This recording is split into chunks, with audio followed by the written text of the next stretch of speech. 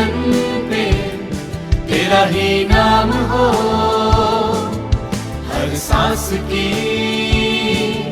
हो तू वजह, मेरी हर सुबह की तू शुरुआत हो,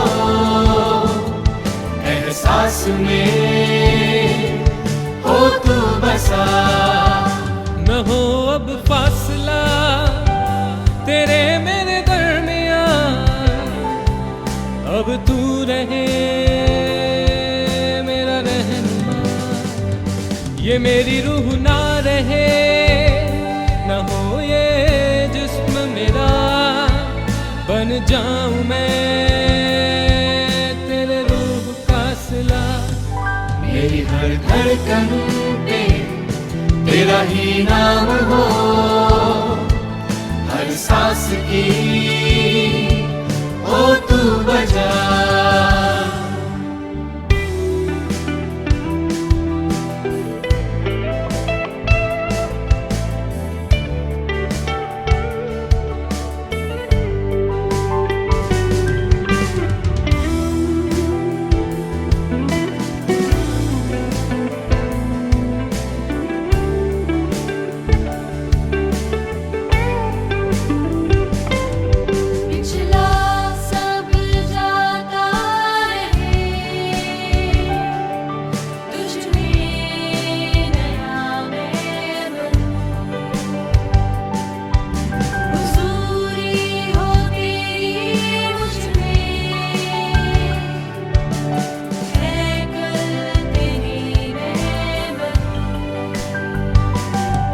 पिछला सब जाता रहे, तुझ में नया मैं बनूं, हुजूरी हो तेरी मुझ में, है कल तेरी मैं बनूं, आराधना ऐसी बनूं, खुशबू तेरी जिससे उठे, ख्वाहिश यही अब मैं करूं, दीदार तेरा मुझको मिले। न हो अब फासला तेरे मेरे दरमियां, अब तू रहे मेरा रहनुमा, ये मेरी रूह ना रहे, न हो ये जिस्म मेरा, बन जाऊं मैं तेरे रूह का सिला। मेरी हर धड़कन पे तेरा ही नाम हो, हर सांस की हो तू वजह।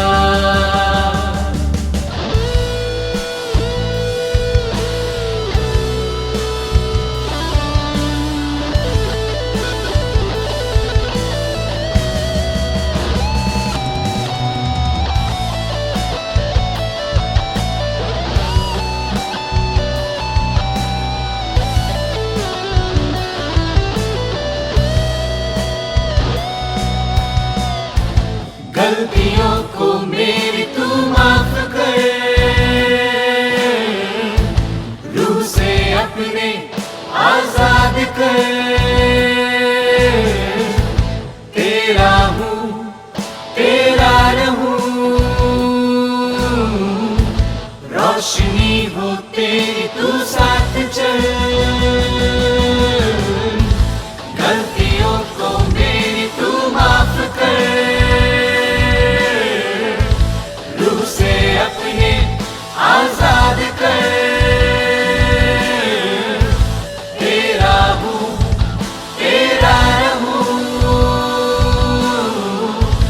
रोशनी हो तेरी तू साथ चल। न हो अब फासला तेरे मेरे दरमियां, अब तू रहे रहनुमा, ये मेरी रूह ना रहे, ना हो ये जिसमें मेरा, बन जाऊं मैं तेरे रूह का सिला। मेरी हर धड़कन पे तेरा ही नाम हो, हर सांस की हो तू वजह, मेरी हर सुबह की तू शुरुआत हो, एहसास में हो तू बसा। मेरी हर धड़कन पे तेरा ही नाम हो,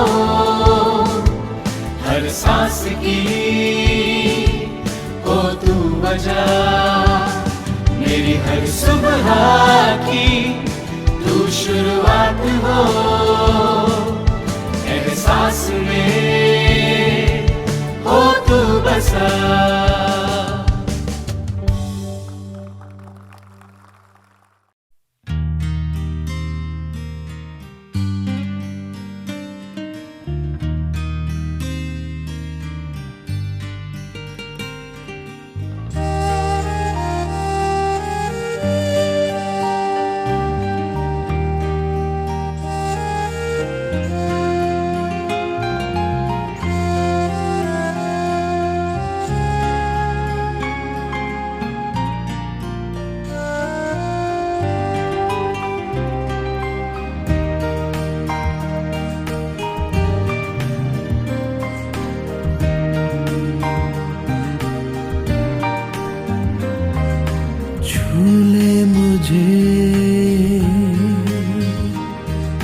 सामर्थ्य से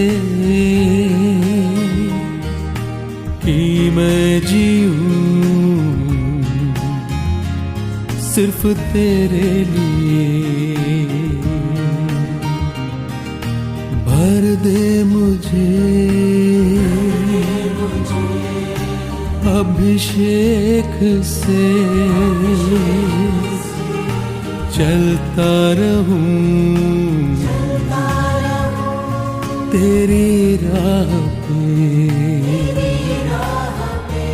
यीशुआ यीशुआ यीशुआ, सुन ले मेरे दिल की दुआ।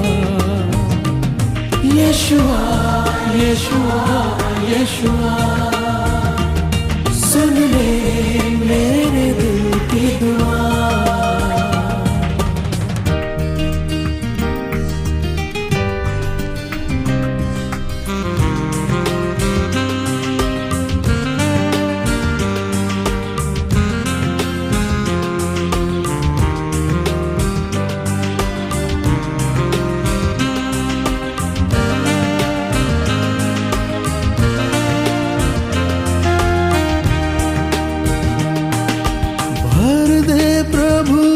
यीशु मुझे रूह से तेरी प्रशंसा करूं मैं पूरे दिल से।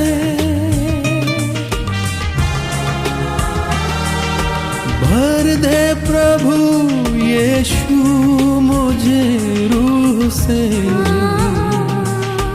तेरी प्रशंसा करूं मैं पूरे दिल से। दिल से करूं सजदा तुझे, तेरी आराधना। दिल से करूं सजदा तुझे, तेरी आराधना।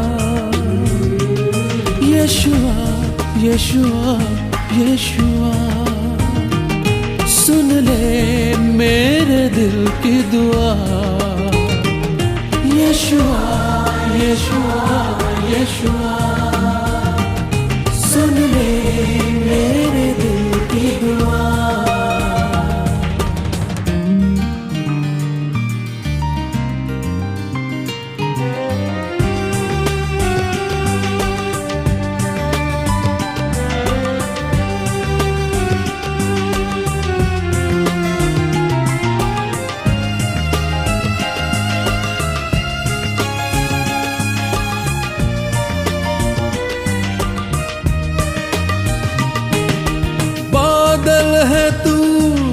धूप में छाँव का,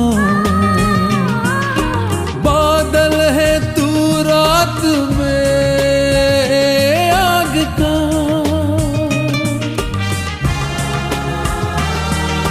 बादल है तू धूप में छाँव का, बादल है तू रात में आग का। बहता झरना सूखी भूमि पर, सागर में तू रास्ता। बहता झरना सूखी भूमि पर, सागर में तू रास्ता। यशुआ यशुआ यशुआ, सुन ले मेरे दिल की दुआ। यशुआ यशुआ यशुआ, सुन ले मेरे दिल की दुआ।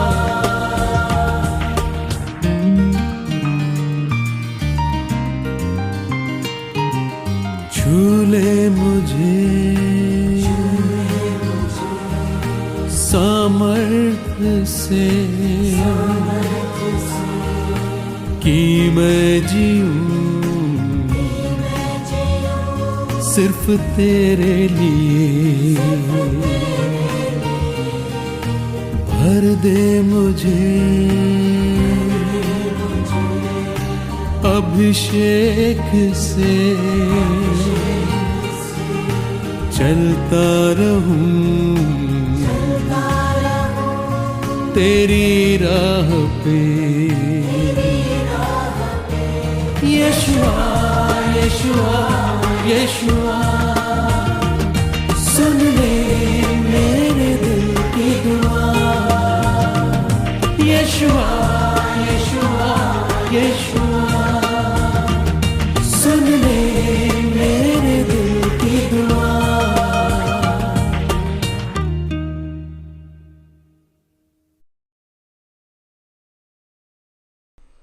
परमेश्वर हमारा शरण स्थान और बल है, संकट में अति सहज से मिलने वाला सहायक।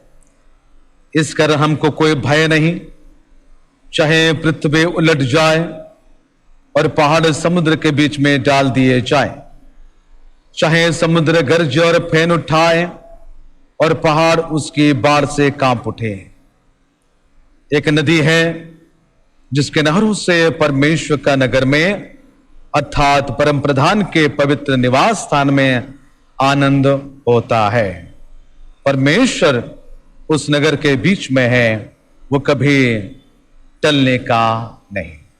परमेश्वर हम सभी को आशीष दे, अनुग्रह करे, दया करे। आइए प्यारे दोस्तों, अपने आंखें बंद करें, हम प्रार्थना में जाएंगे, प्रार्थना करेंगे। प्यारे प्रभु यीशु मसीह, हम तुझे धन्यवाद देते हैं, तेरी महिमा, तेरे प्रशंसा, तेरे तारीफ करते हैं प्रभु। और इस समय प्रभु तेरे लोग इस ऑनलाइन की सेवा में शामिल हुए हैं, हर एक को तू आशीष दे और तू अनुग्रह करना। हर एक के परिवार में प्रेम, आनंद और शांति दे। जब तक प्रभु ये लॉकडाउन है, प्रभु तू हमें सहायता करना, ताकि प्रभु यीशु मसीह ऑनलाइन के द्वारा हम तेरी सेवा करेंगे, घर घर में तेरी स्तुति आराधना होती रहेगी। और प्रभु यीशु में तो हमारे प्रार्थना सुनकर प्रभु तो उत्तर देंगे। सर्वशक्तिमान परमेश्वर प्रभु, हम तुझे धन्यवाद देते हैं कि तू आज हमें जीवित रखा है।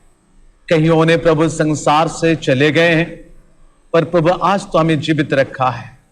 ऐसा नहीं है कि हम अच्छे लोग हैं, हम भले लोग हैं, हम धर्मी लोग हैं, पर प्रभु यीशु मसीह इसलिए प्रभु तूने रखा है ताकि हम अपने मन को प्रभु प्रस्तुत करें, तैयार करें, मन को फिराए तेरे आगमन के लिए। हम सदा सर्वदा तत्पर एवं सदा सर्वदा तैयार होते रहे।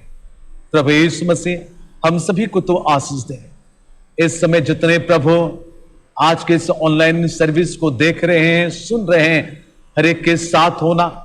और प्रभु यीशु मसीह अगर कोई गैर मसीह भाई और बहन भी इसको देख रहे हैं, उन सभी को भी तो आशीष दे, उनके परिवार में प्रेम आनंद हो। प्रभु हम प्रार्थना करते हैं हमारे कलीसिया के परिवार के लोग जितने बाहर में रहते हैं, उन सभी को भी तू बहुत ऐसे आशीष दे और तू अनुग्रह कर, ताकि प्रभु यीशु मसीह वे भी प्रभु आज के सर्विस में प्रभु 30 गुना 60 गुना 100 गुना लाभ उठाएंगे और मन को तैयार करेंगे। जीवित परमेश्वर प्रभु, सभी को मैं तेरे क्रूस के नीचे रखता हूं। यीशु राजा, हर एक को तू आशीर्वाद करना। सर्वशक्तिमान पिता पुत्र पवित्र आत्मा परमेश्वर, धन्यवाद देते हैं आज की आराधना में हम सभी को ऑनलाइन के द्वारा सहायता किया, शामिल होने के लिए तूने मौका दिया है। पुनर्बार आज की आराधना की शुरू से लेकर अंत की सारी सेवाओं को प्रभु तेरे हाथ में समर्पण करते हुए प्रार्थना यीशु मसीह के नाम से मांगते हैं, आमीन। परमेश्वर की महिमा हो।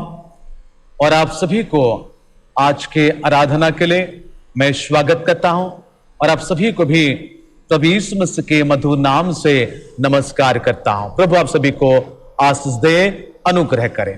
तो आइए प्यारे दोस्तों, हम देर ना करते हुए कार्य के आगे बढ़ते जाएंगे। मैं हमारे सचिव भाई सामल महापात्र से अनुरोध करता हूं कि वे कृपया सामने होंगे और हम सभी को आज के दिन की सूचना और आने वाले दिनों की सूचना हमें प्रदान करेंगे। सबसे पहले मैं परमेश्वर पिता का धन्यवाद देता हूं कि उन्होंने हमें यह सुंदर अवसर दिया कि आज हम फिर से इस ऑनलाइन के माध्यम से परमेश्वर की आराधना में शामिल हो सके। परमेश्वर आप सबों को आशीष दे। और विशेष करके ये महामारी का समय जो लॉकडाउन है, चर्च का सारा कार्यक्रम को स्थगित रखा गया है। आपसे अनुरोध है कि आप घरों में रहें, प्रार्थना में रहें और विशेष करके उन तमाम परिवारों को अपने प्रार्थना में याद रखें। बीते दिनों हमारे बीच से सिस्टर सुरेखा बिशोई को परमेश्वर ने अपने पास बुला लिया और ऐसे कई घटनाएं हमारे कलीसिया में परिवारों में हुआ है। आप सबसे अनुरोध है उन तमाम परिवारों के लिए प्रार्थना करें। और ये इस घड़ी जब कोविड पेशेंट, किसी भी प्रकार का अगर कोविड पेशेंट के माध्यम से डेथ होता है तो ऑनलाइन के माध्यम से ही बरियल का कार्यक्रम और कंडोलेंस का कार्यक्रम होगा। ये विशेष सूचना है, आप इसे ध्यान दें और किसी भी प्रकार का इसमें अपना योगदान दें ताकि हम सब मिलकर कलीसिया को सही रीति से आगे बढ़ा सके। आने वाले दिनों में जैसा गाइडलाइन में परिवर्तन होगा, परमेश्वर ने चाहा अवश्य ही फिर से हम कलीसिया में शामिल होंगे और परमेश्वर की स्तुति आराधना करेंगे। 9 तारीख को मदर्स डे के शुभ अवसर पर मैं तमाम माताओं को प्रभु यीशु मसीह के नाम से नमस्कार देता हूं और बधाई देता हूं। परमेश्वर आप सबों को आशीष दे। और विशेष करके माताओं का जो कर्तव्य है कलीसिया को प्रार्थना में रखना, और इस संकट की घड़ी में उन तमाम माताओं को मैं अनुरोध करता हूं और इस विशेष दिन के शुभ अवसर पर अपने घुटने में रहें। कलीसिया के सभी भाई बहनों के लिए, जवानों के लिए, बच्चों के लिए और विशेष करके उन तमाम कलीसिया के प्रचारक, इवांजेलिस्ट, पास्टर्स के लिए प्रार्थना करें। बीते दिनों जो हम सबों को छोड़कर प्रभु के गोद में चले गए हैं, फिर से मैं उन सभी को धन्यवाद देता हूं। आने वाले दिनों में फिर से परमेश्वर ने चाहा तो हम आगे बढ़ेंगे। और विशेष करके ये YouTube के माध्यम से विशेष प्रार्थना का कार्यक्रम हम आरंभ करने जा रहे हैं। ये ऑनलाइन प्रार्थना है, आप सब घरों में रहकर ये प्रार्थना में शामिल हो सकते हैं। डेली प्रेयर शेड्यूल आपको दिया जाएगा। जो लोग हम लोगों से जुड़ेंगे वो YouTube लाइव के माध्यम से जुड़ सकते हैं। जो लोग हमारे साथ प्रेयर में साथ देना चाहते हैं वो हमसे कांटेक्ट कर सकते हैं।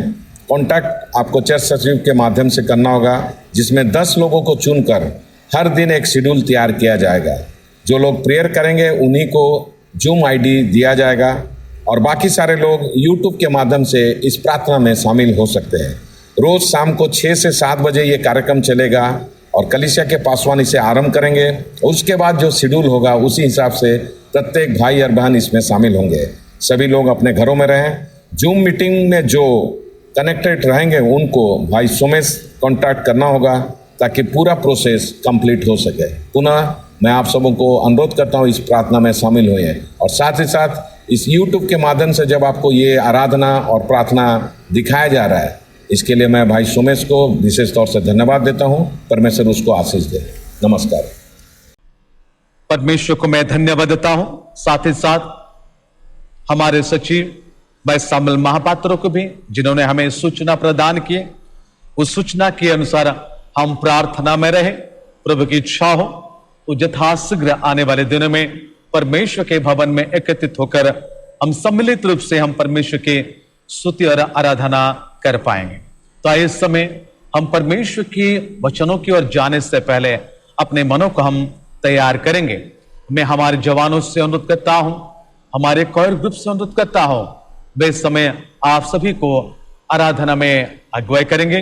वे कृपया सामने होंगे और हम सब खड़े हो जाएंगे, उन जवानों के संग मिलकर परमेश्वर की स्तुति और आराधना करेंगे। यीशु मसीह के अनुग्रहकारी नाम में नमस्कार।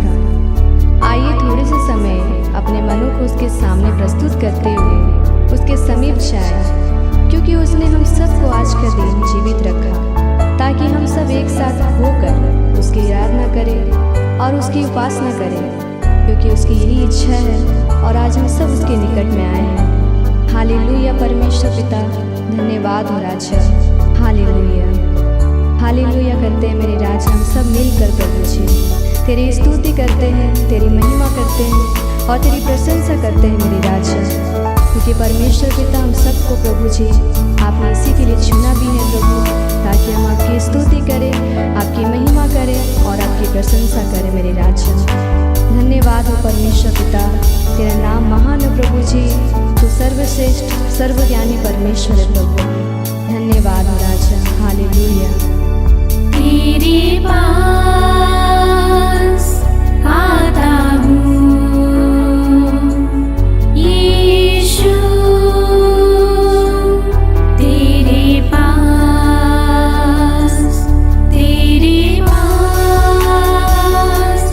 आता हूँ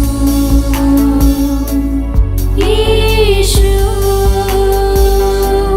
तेरे पास हर पल मेरी हर सांस तेरी स्तुति करती रही, हर दिन मेरी हर बात तेरी महिमा गाती रही, हर पल मेरी हर सांस तेरी स्तुति करती रही, हर दिन मेरी हर बात तेरी महिमा गाती रही। तेरे पास आता हूँ यीशु, तेरे पास आता हूँ यीशु, तेरे पास। हाँ प्रभु, तू तो हर पल हर दिन हमारे साथ होता है, क्योंकि वचन कहता है परमेश्वर पिता कि तेरे निकट आनंद की भरपूरी है। तू महान है, तेरे सिवाय मेरी भलाई कहीं नहीं प्रभु। धन्यवाद करते हैं मेरे राजा। हालेलुया परमेश्वर। हालेलुया। हाँ प्रभु, तू तो हर पल हर दिन हमारे साथ होता है, क्योंकि वचन कहता है परमेश्वर पिता कि तेरे निकट आनंद की भरपूरी है। तू महान है, तेरे सिवाय मेरी भलाई कहीं नहीं प्रभु। धन्यवाद करते हैं मेरे राजा कि तूने परमेश्वर हम सबों को नाम लेकर बुलाया है। हम सब तेरे ही है परमेश्वर पिता। हाँ पिता परमेश्वर, आपकी उपस्थिति के लिए आपका धन्यवाद करते हैं राजा। हालेलुया परमेश्वर। हालेलुया। तेरे पास आता हूँ यीशु, तेरे पास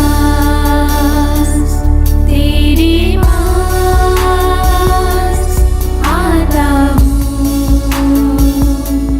यीशु, तेरे पास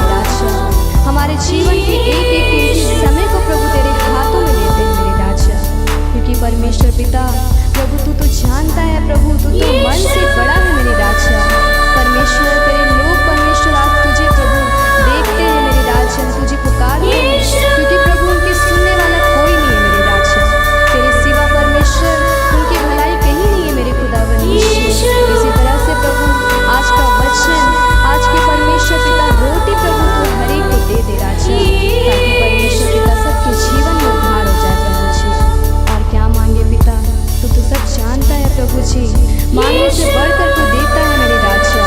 हाँ पिता परमेश्वर, आज के समय को प्रभु जी, आज तेरे लोगों को परमेश्वर पिता, और आज के इस दिन को प्रभु जी तेरे हाथों में सौंपते हैं प्रभु जी।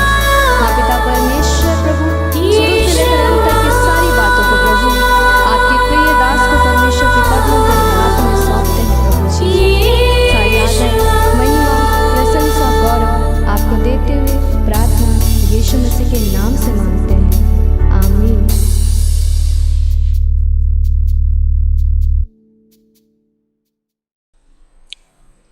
परमेश्वर को मैं धन्यवाद देता हूं और आज के आराधना के लिए, परमेश्वर के वचन के लिए मैं स्वागत करता हूं। और सबसे पहले जितने हमारे माताएं हैं उन सभी को मैं विशेष करके आज के दिन के लिए नमस्कार करता हूं, क्योंकि आज जैसे हमें पता चलता है कि अंतर्राष्ट्रीय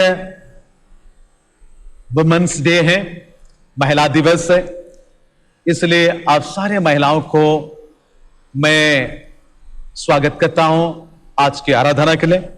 यद्यपि आज की आराधना या परमेश्वर के वचन महिलाओं के आधार पर नहीं है, फिर भी कुछ कुछ महिलाओं के बारे में भी, परिवार के बारे में जैसे बातचीत होती रहती है, प्रचार होती रहती है, आज भी हम वैसा ही करेंगे। तो इस समय हम परमेश्वर के वचनों की ओर जाएंगे। आप इस समय खुल सकते हैं मेरे साथ उत्पत्ति की किताब, उसका 4 अध्याय, मैं 16 पद से आगे पढ़ूंगा। उत्पत्ति किताब उसका 4 अध्याय 16 पद से आगे इस प्रकार कैन के वंशज के बारे में लिखा हुआ है। तब कैन यहोवा के सम्मुख से निकल गया और नोद नामक देश में जो अदन की पूर्व की ओर है रहने लगा। जब कैन अपनी पत्नी के पास गया तब वह गर्भवती हुई और उसने हनोक को जन्म दिया। फिर कैन ने एक नगर बसाया और उस नगर का नाम अपने पुत्र के नाम पर हनोक रखा। हनोक से इराद उत्पन्न हुआ और इराद से महुयाल उत्पन्न हुए और महुयाल से मतुसाइल और मतुसाइल से लेमेक उत्पन्न हुआ। लेमेक ने 2 स्त्रियां ब्याह ली, जिनमें से एक का नाम आदा और दूसरे का सिला था। अदा ने याबल को जन्म दिया। वह तंबू में रहना और पशुपालन, इन दोनों रीतियों का प्रवर्तक हुआ और उसके भाई का नाम युबाल था। वह वीणा और बांसुरी आदि बाजों के बजाने की सारी रीति का प्रवर्तक हुआ। और सिला ने भी तुबल कैन नामक एक पुत्र को जन्म दिया। वह पीतल और लोहे के सब धार वाले हथियारों को गनने वाला हुआ। तुबल कैन की भी बहन नामा थी। और लेमेक ने अपनी पत्नियों से कहा, हे अदा और सिला मेरे सुनो, हे लेमेक के पत्नियों मेरे बात पर कान लगाओ। मैंने एक पुरुष को जो मुझे चोट लगाता था, अर्थात एक जवान को जो मुझे घायल करता था, घात किया है। जब कैन का बदला 7 गुना लिया जाएगा तो लेमेक का 77 गुना लिया जाएगा। प्यारे दोस्तों, ये कैन के वंशज है जो हमें पता चला है। कहने का यह अर्थ है, ये कैन के वंशज जो नूह के जल प्रलय से पहले वे थे। नूह के जल प्रलय से पहले ये लोग थे। अगर नूह के जल प्रलय से पहले ये लोग थे तो ये लोग किस प्रकार के जीवन को बिता रहे थे? यीशु मसीह ने बड़ी सुंदर बातों को मत्ती रचित सुसमाचार में हमें बताते, थोड़ा सा बता देते हैं।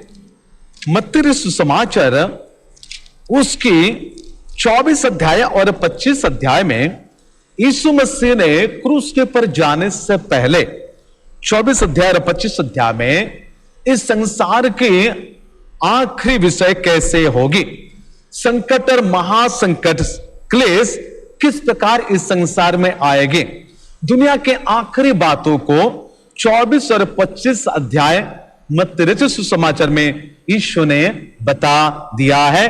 कहीं प्रचारक पास्टर प्रभु के लोगों के द्वारा आप ये सुनते आ रहे हैं।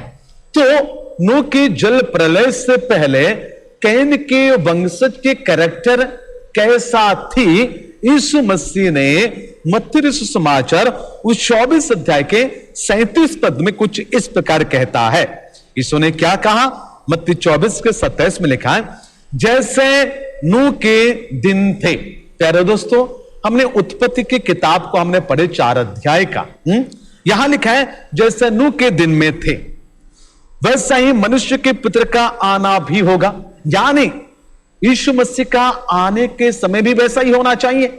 तो अभी किस प्रकार संसार में लोग जी रहे हैं, फिर से मैं पढ़ना चाहता हूं, जैसे नूह के दिन थे वैसा ही मनुष्य के पुत्र का आना भी होगा, क्योंकि जैसे प्रलय से पहले बाइबल में लिखा है, प्रलय की उस समय की बातें ही नहीं कही जाती हैं। बाइबल में लिखा है, यीशु ने कहा प्रलय से पहले, जो हमने अभी अभी उत्पत्ति किताब को हमने पढ़े हैं, लिखा है जैसे प्रलय से पहले के दिनों में जिस दिन तक कि नूह जहाज पर ना चढ़ा था उस दिन तक लोग खाते पीते थे और उनमें विवाह होते थे, और जब तक जल प्रलय आकर उन सबको बहा ना ले गया तब तक उनको कुछ भी मालूम ना पड़ा। वैसे ही मनुष्य का पुत्र का आना भी होगा।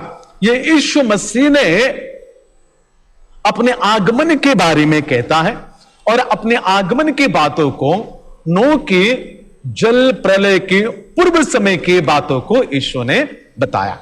तो आज हम चिंता करेंगे कि आज के कैरेक्टर कैसा हो रहा है संसार में, आज किस प्रकार के चरित्र से लोग जीवन को बिता रहे हैं, किस प्रकार के मनोभाव से लोग जीवन को बिता रहे हैं, और यीशु मसीह के आने के पहले लोग किस प्रकार के मनोभाव हो जाएंगे, और नूह के जल प्रलय से पहले लोग किस प्रकार के मनोभाव में थे, उस विषय को हम चिंता करेंगे।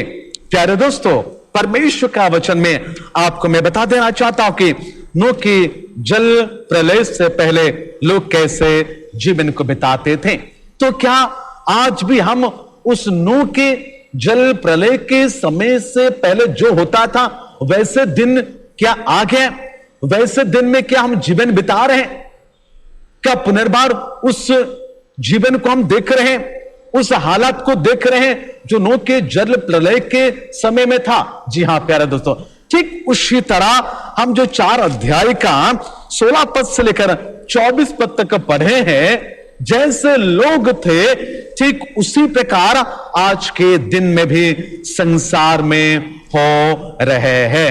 हम देखते हैं कि परमेश्वर का वचन हमें क्या क्या कहता है। अगर 6 अध्याय को पढ़ते हैं, 6 अध्याय का 5 और 6 पद को देखिएगा, वहां क्या लिखता है।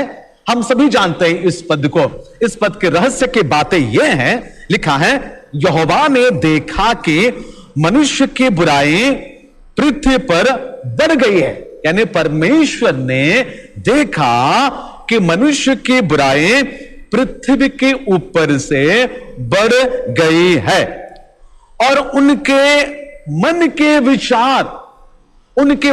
विचार को, ये इमेजिनेशन जो कहा जाता है विचार को, यानी उनके मन के विचार में जो कुछ उत्पन्न होता है निरंतर बुराई ही होता है।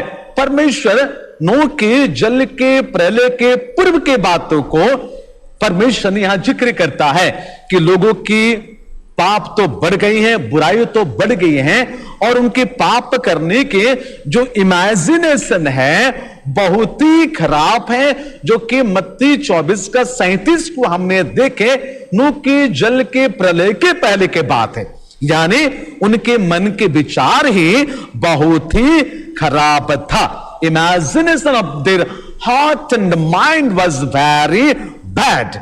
तो हम देखते हैं कि नूह के जल के प्रलय के पहले लोगों की इमेजिनेशन बहुत ही खराब था।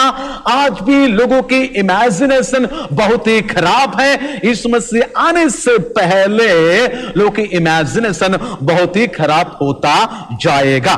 इसलिए क्या हुआ, 6 पद में लिखा है, और यहोवा पृथ्वी पर मनुष्य को बनाने से पछताया, यानी परमेश्वर ने पछताया, जो दिल से होता है। परमेश्वर अनुताप किया, पछताता है, रिपेंट करता है, दिल से करता है परमेश्वर।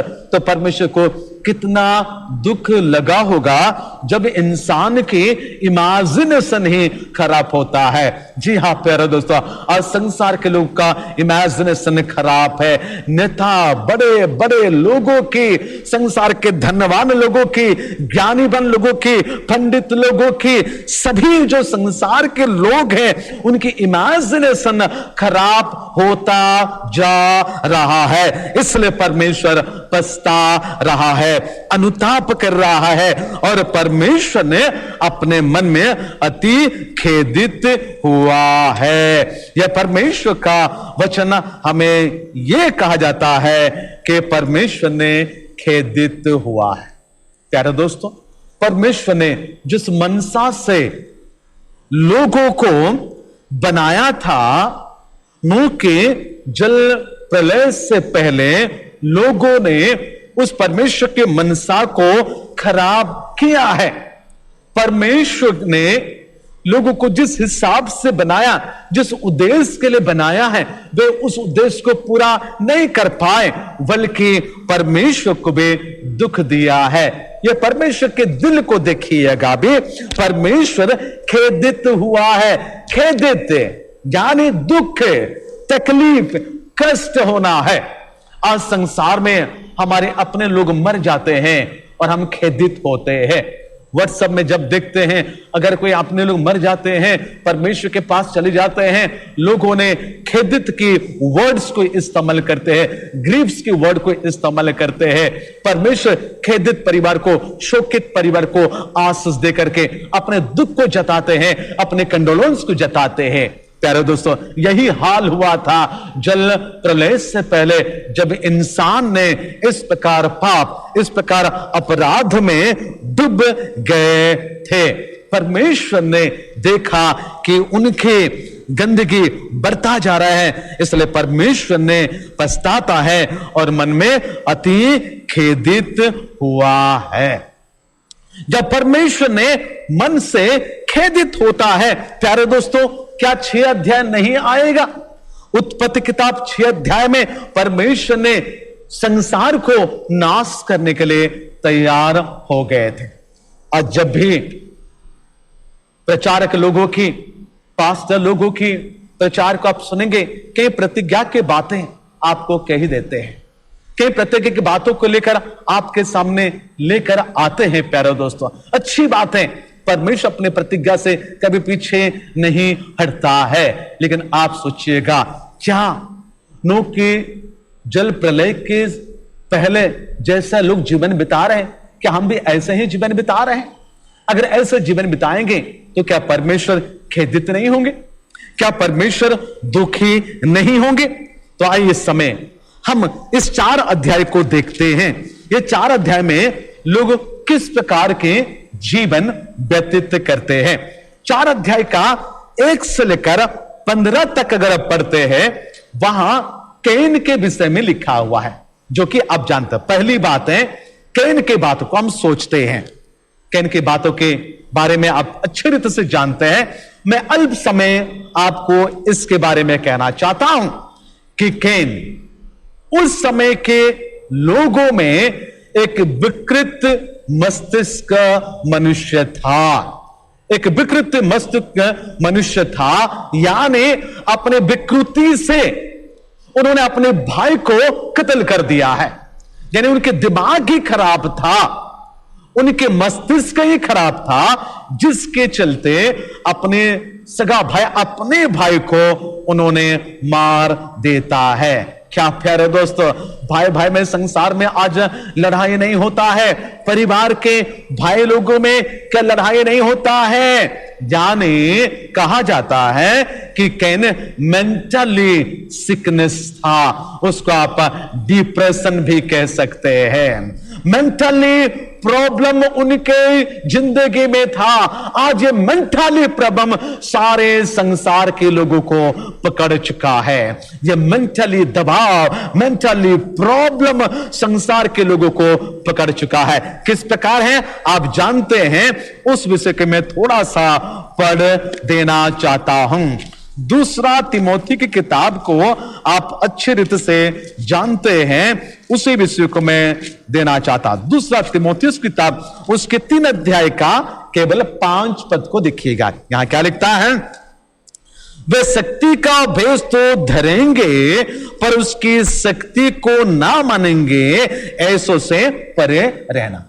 संसार के लोगों ने इस प्रकार के जीवन को व्यतीत कर रहे हैं, यानी परमेश्वर की भक्ति है उनके जिंदगी से चली जाती है और एक भाई दूसरे भाई के प्रति नफरत रखते हुए जीवन को बिता रहे हैं। अगर आपके जीवन में ये बातें हैं तो ये मेंटल सिकनेस जो लोग हैं, आज उस दिमाग को आप निकाल दें। और उसके बाद वही दूसरा तिमोथी 4 अध्याय का 3 और 4 पद में क्या लिखे जाती है, लिखा है, क्योंकि ऐसा समय आएगा जब लोग खरा उपदेश ना सह सकेंगे, पर कानों के खुजले के कारण अपने अभिलाषाओं के अनुसार अपने लिए बहुत से उपदेशक बटोर लेंगे और अपने कान सत्य से फेर कर कथा कहानियों पर लगाएंगे। प्यारे दोस्तों, कहने का यह अर्थ है मनुष्य के जिंदगी से प्रेम अभाव हो जाएगी, भाई भाई से प्रेम अभाव हो जाएगी। तब क्या होगा, अच्छी शिक्षा बुरा लगेगी, आपको खरा शिक्षा पसंद नहीं होगा। आपको अगर क्षमा करने के लिए कहा जाएगा, अपने भाई को आप क्षमा नहीं करेंगे, आप नफरत से जीवन को बिताएंगे। और उस नफरत ने कैन ने अपना भाई को, हाबिल को कत्ल कर दिया है, अपना भाई को उन्होंने मार दिया है। यानी हम देखते हैं यह पहला कत्ल है और पहला मृत्यु है हाबिल का हुआ। हाबिल परमेश्वर के प्रसन्नताजनक काम किया है, इसलिए हाबिल के बलिदान को स्वीकार किया गया, हाबिल के भेंट को ग्रहण किया गया। यानी हाबिल परमेश्वर के भय मानने वाला एक इंसान था और कैन एक दुष्ट इंसान था। हाबिल परमेश्वर के लोग था और परमेश्वर के लोगों का मृत्यु हो जाती है पहले। इसलिए ये मेरे परमेश्वर के लोग कहना चाहता हूं, परमेश्वर के लोग अगर आज उठाए लिए जाते हैं तो आप कौन से खेत के मूली है प्यारे दोस्तों? क्या कैन होकर आप बच जाएंगे? आप बच नहीं पाएंगे। कैन को अभिशाप मिलती है पर हाबिल को आशीष से मिलती है। तो हमने देखा पहले कि कैन एक विकृत मस्तिष्क का इंसान था, जो आज भी संसार में विकृति मस्तिष्क के लोग पाए जाते हैं, सभी धर्मावलंबी में पाए जाते हैं, देश विदेश के लोगों में पाए जाते हैं। और ये विकृति मस्तिष्क के लोग कहीं स्वार्थ हासिल करने के लिए अपने लोगों को भी शिकार कर सकते हैं। दूसरी बात को मैं आपके सामने रखना चाहता हूं, जिस प्रकार जल प्रलय के समय यह दूसरी बात हो रही थी, उसी प्रकार आज भी संसार में हो रहे हैं और आने वाले दिनों में भी यीशु के आगमन से पहले भी ये हो जाएगा।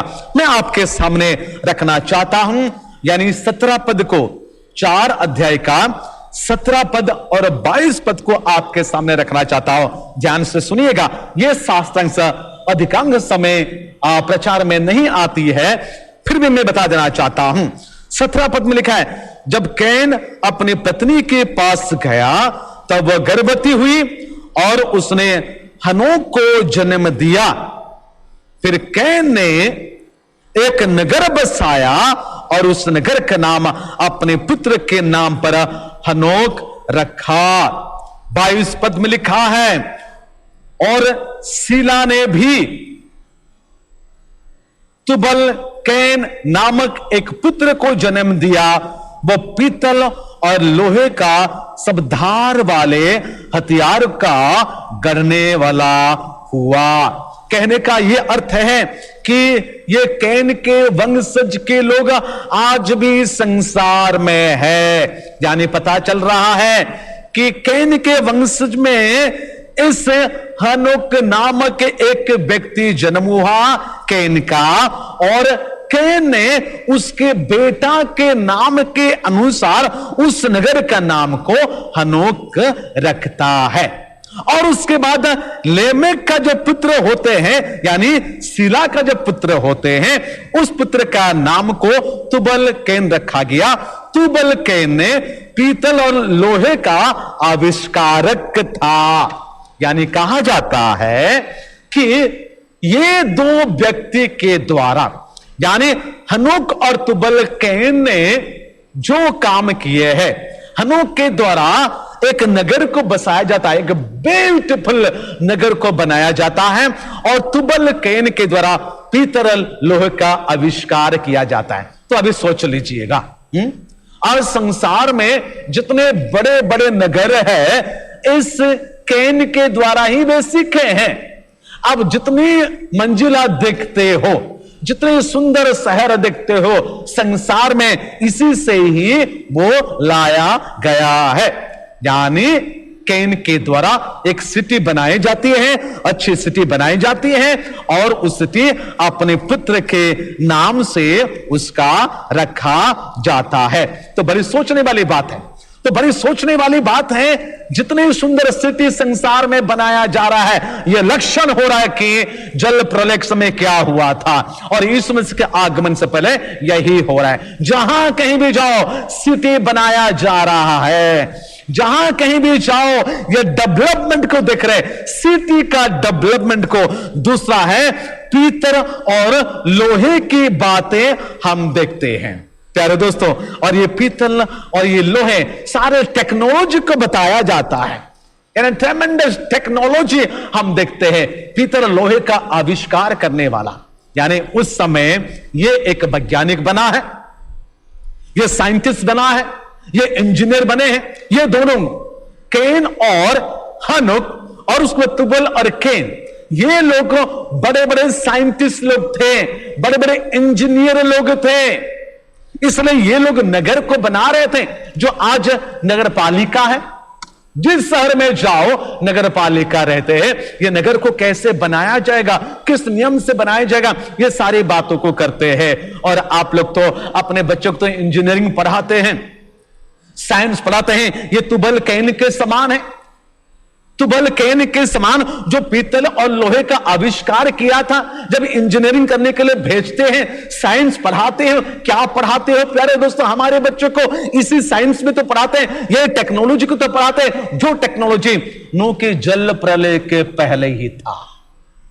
तो कहने का अर्थ है 17 और 22 पद के अनुसार साइंस एंड इंजीनियरिंग का डेवलपमेंट, आविष्कार, उद्भावन हो गया था उस समय पहले, जल प्रलय होने से पहले। आज संसार में जहां कहीं भी जाए, घर घर में इंजीनियर है, घर घर में साइंस है, घर घर में टेक्नोलॉजी है। सारे संसार में टेक्नोलॉजी बढ़ा हुआ है, इसलिए जो डेवलप केवल साइंस और इंजीनियरिंग, टेक्नोलॉजी, मेडिकल, मेडिसिन, ये सारे बातों के द्वारा बढ़ते जा रहे हैं।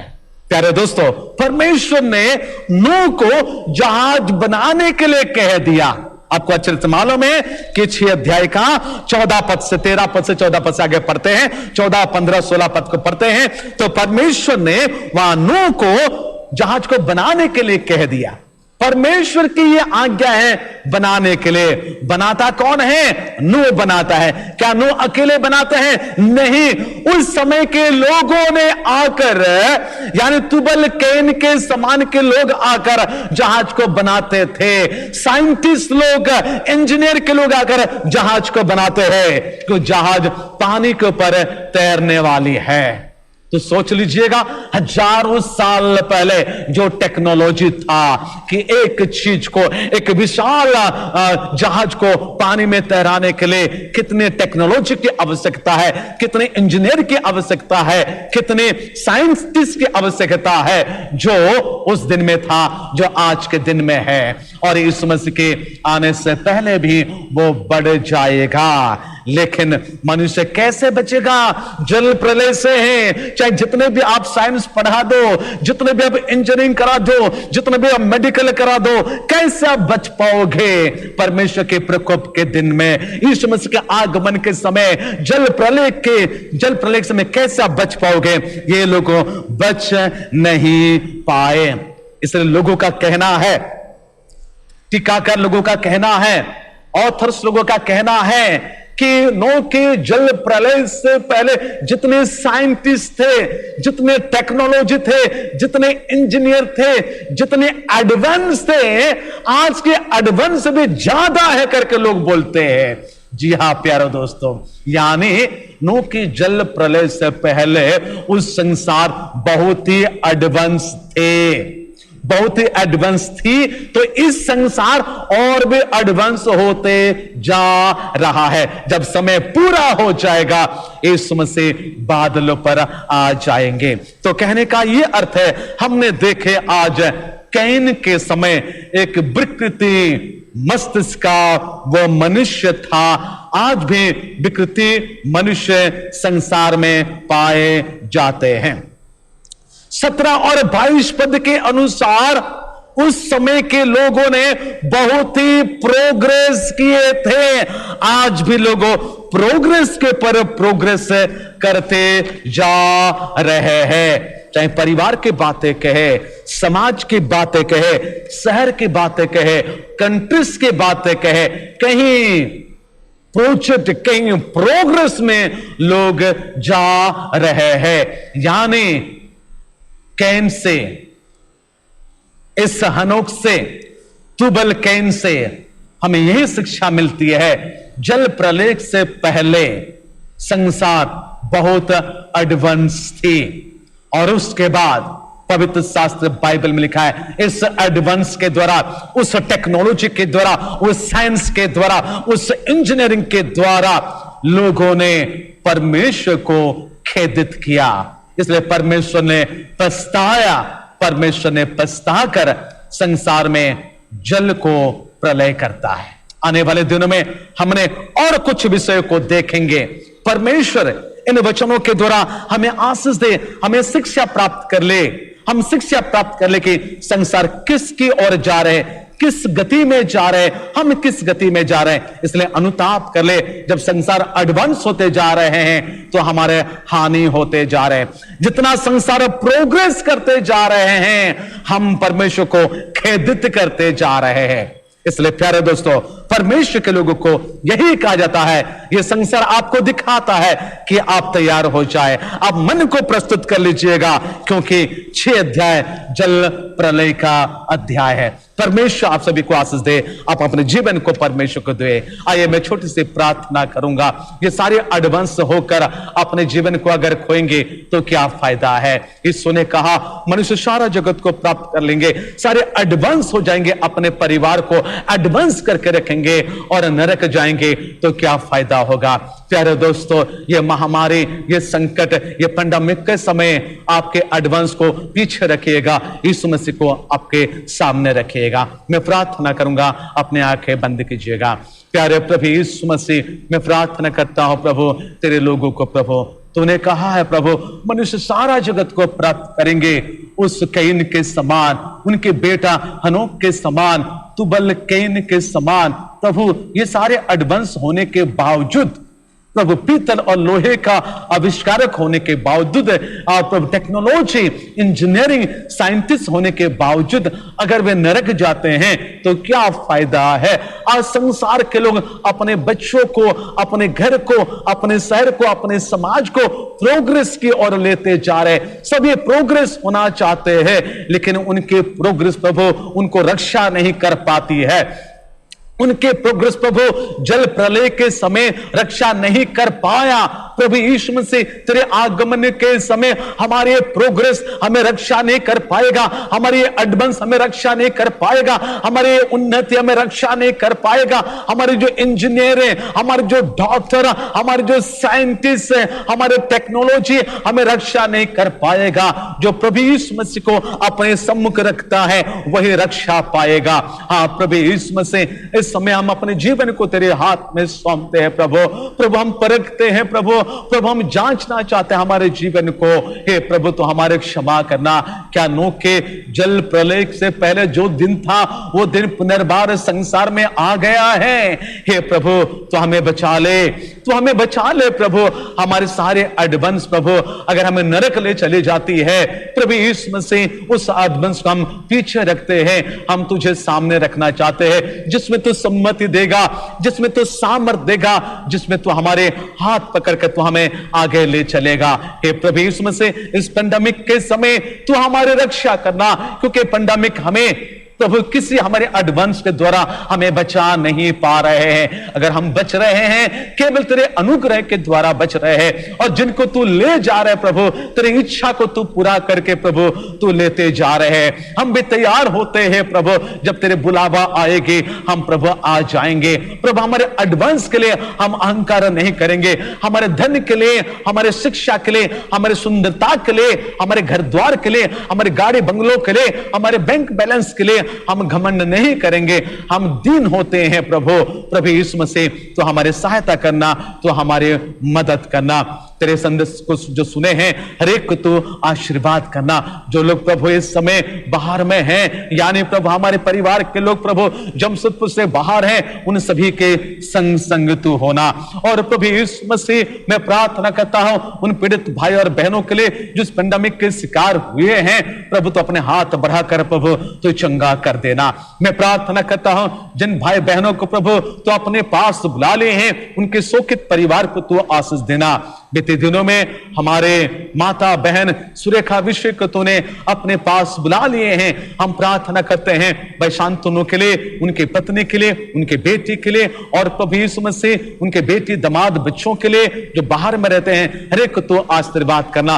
और जितने समय पीड़ित है हर एक को तू छू कर प्रभु तू चंगा कर देना। मसीह गैर मसीह पास्टर प्रचारक लोग इन दिनों में उठाए जा रहे हैं। हे प्रभु तेरे लोगों को तू उठाकर ले जाता है ताकि आने वाले विपत्ति से प्रभु वे बच जाए और अनंत विश्राम में वे प्रवेश करे। उन सारे शोकित परिवार को तो बहुत ऐसे आशीष दे जो प्रतिदिन प्रभु हमें सुनने के लिए मिलता है। आज अंतर्राष्ट्रीय महिला दिवस है, हर एक महिलाओं को हम तेरे हाथ में सौंपते हैं। उन सभी को बुद्धि और ज्ञान देना ताकि इस पेंडेमिक के समय वे घुटने में आएंगे, वे प्रार्थना करेंगे, वे तुझसे विनती करेंगे, तुझे खेदित नहीं करेंगे, बल्कि अपने आप को अनुताप करके अपने परिवार के लिए, अपने समाज के लिए, अपने कलीसिया के लिए, शहर के लिए, राज्य के लिए और देश के लिए वे प्रार्थना करेंगे ताकि हमारे देश उद्धार हो जाएंगे। मेरे जीवित परमेश्वर पुनर्बार तेरे लोगों को जो इस समय घर में हैं, हर एक को छोटे से लेकर बड़े तक सभी को प्रभु कलीसिया के पूरे संस्था को प्रभु तेरे हाथ में समर्पण करते हुए प्रार्थना यीशु मसीह के नाम से मांगते हैं, आमीन। आइए प्यारे दोस्तों, हम सब मिलकर एक ईश्वर में हम प्रभु के प्रार्थना करेंगे। हे हमारे पिता तू जो स्वर्ग में है, तेरा नाम पवित्र माना जाए, तेरा राज्य आवे, तेरी इच्छा जैसे स्वर्ग में पूरी होती है वैसे पृथ्वी पर भी हो।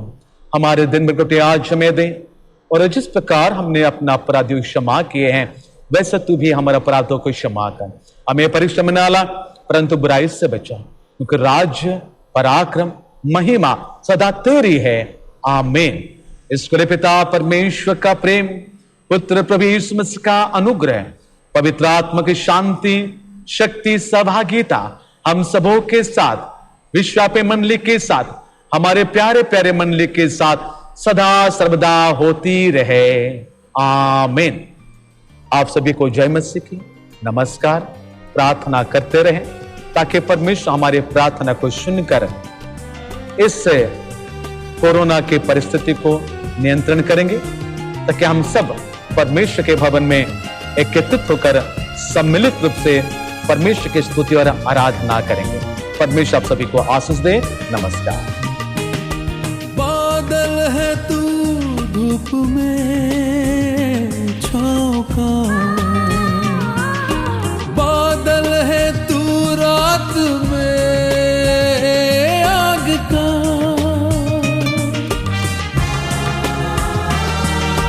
बादल है तू धूप में छाँव का, बादल है तू रात में आग का, बहता झरना सूखी भूमि पर, सागर में तू रास्ता, बहता झरना सूखी भूमि पर, सागर में तू रास्ता। यीशुआ यीशुआ यीशुआ, सुन ले मेरे दिल की दुआ। यीशुआ यीशुआ यीशुआ, सुन ले मेरे दिल की दुआ।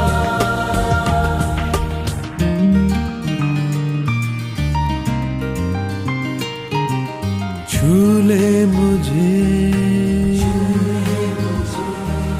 सामर्थ्य से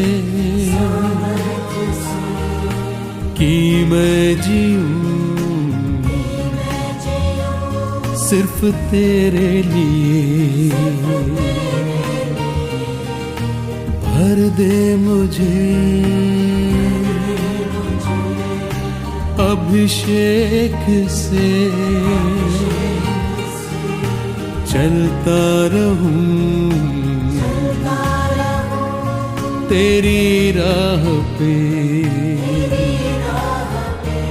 यीशुआ यीशुआ यीशुआ, सुन ले मेरे दिल की दुआ। यीशुआ यीशुआ यीशुआ,